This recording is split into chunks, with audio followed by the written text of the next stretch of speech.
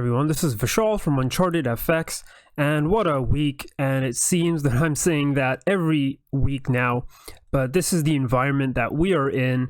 And if you are a follower or a reader of my blog and my work on social media, on YouTube, you're seeing that a lot of the things that I've been predicting are now coming true. So let's start with what happened in the markets this week. So this is the weekly chart of the S&P, but a lot of world equities and other equity charts follow the same sort of path that I'm going to be talking about.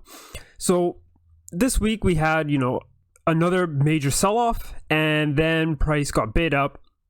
If you do go down to the daily chart and the 4-hour, you can see that these are the levels that we are working with. So if we do see a break below this zone here, we can expect a bit more of a downfall. However, if we get a break back above this flip zone on the retest here, then we're probably and most likely going higher.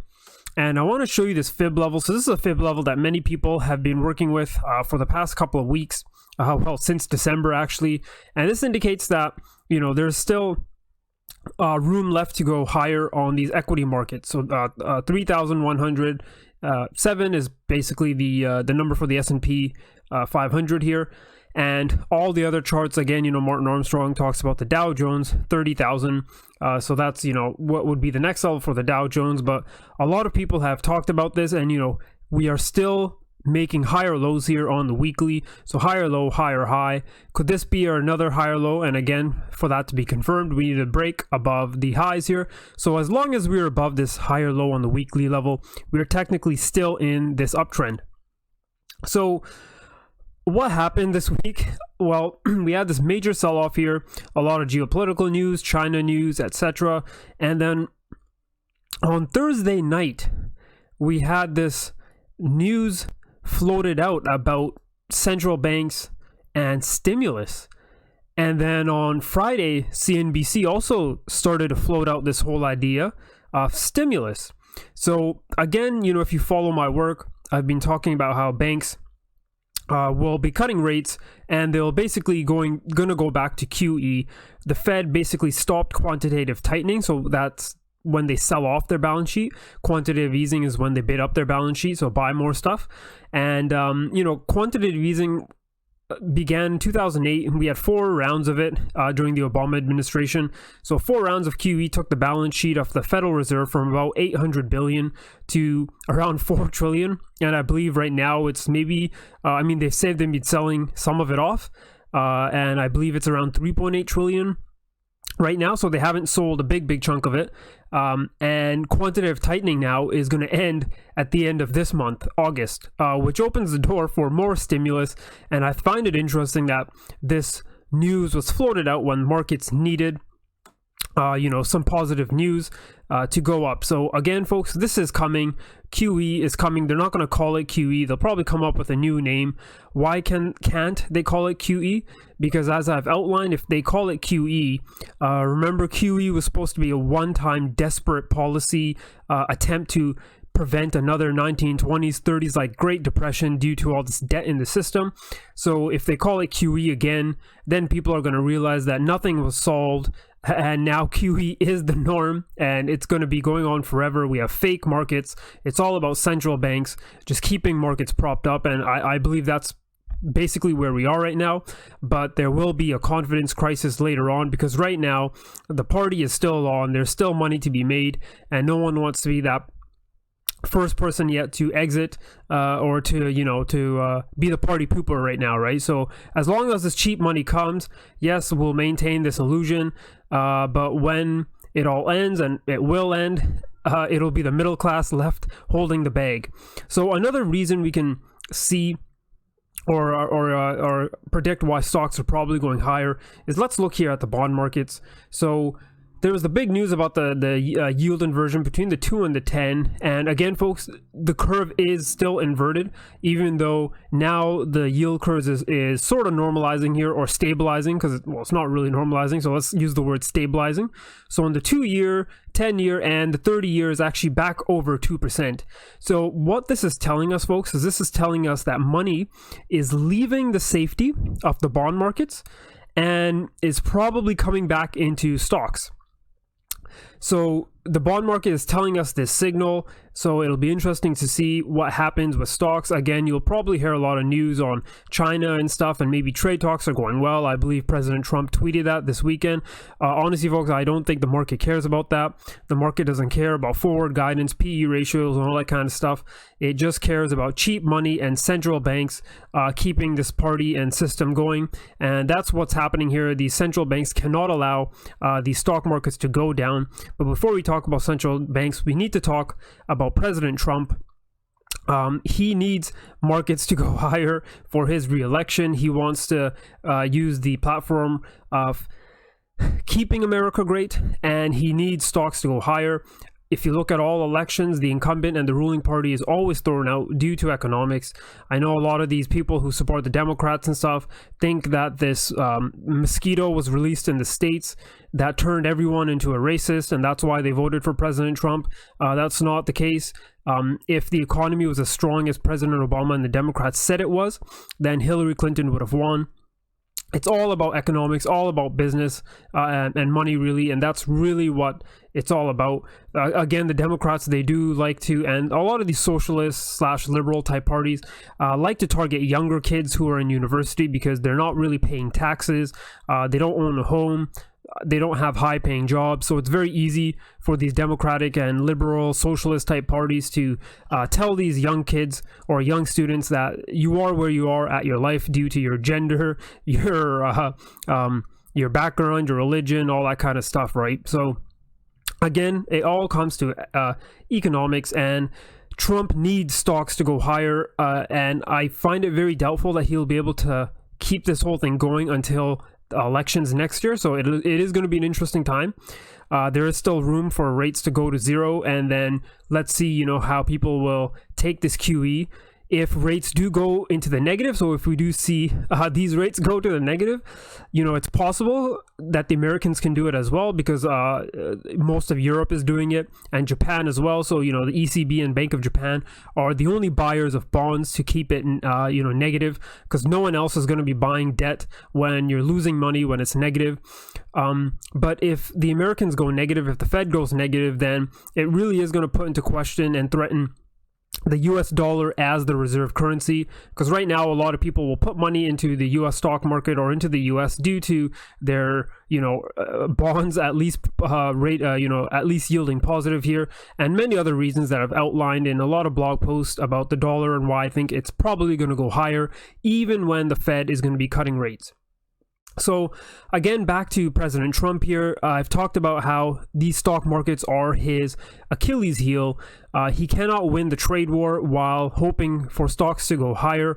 The Chinese, they know this. They know the stock market is his Achilles heel. They know that they can be patient, wait for a weak president, and if they do cause the markets to fall, or if markets do fall, then it is going to be President Trump who will be forced to the trade table to take a term that will be dictated by the Chinese. And he will do this just because he needs to keep markets propped up. So again, this is why he wants interest rates to go to zero. He wants more QE because he wants stocks to go up so he can, in the long run, remain in this trade war with the Chinese. But again, folks, I believe the Chinese are sort of winning. They realize this. Again, China doesn't need to they don't need to worry about elections. They have a pretty good control over their people. So it's, again, there's a lot of benefits for their parts. While in America, Trump has to worry about the re-election and a lot of other things, a lot of other problems. I mean, generally, if stocks do go lower, because of the way the system is right now, they need stocks to go higher for pensions and other like sovereign wealth funds and stuff, because bonds have been very suppressed and very low. These pensions are basically not making the money, and some of them have been forced to go into stocks. So if stocks fall, there's a big problem also for retirement. But this also goes back to, again, yields of bonds going very low. There's nowhere to go for yields except stocks. You're not really going to go into real estate if interest rates are being cut. You'll wait for the bottoming, and then you'll wait for maybe the first rate hike to happen, because then you know, okay, yeah, we're now in an upcycle. So real estate will probably lag, and as rates are cut even deeper into, well, closer to zero and maybe even negative, you're not really going to be going into bonds for yield. And in this weird world, you're going to be trading bonds for capital appreciation, and that's what people are doing right now. They're buying bonds because they know interest rates are going lower, so they can make money by flipping bonds. So really there's going to be nowhere to go except stocks. So that's the thing. This is another reason why money will be forced to go into stocks.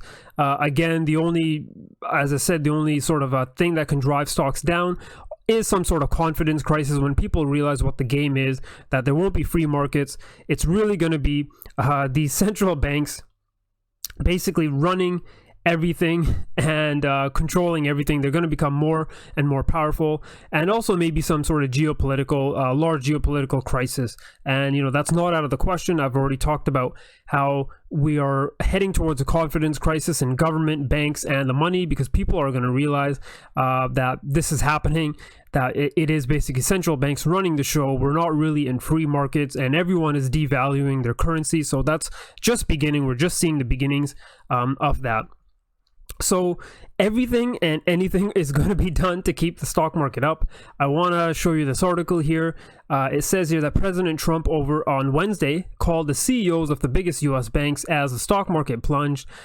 He held a call with JP Morgan Chase CEO Jamie Dimon, Bank of America's Brian Moynihan, and Citigroup's Michael Corbat, according to people with knowledge of the situation.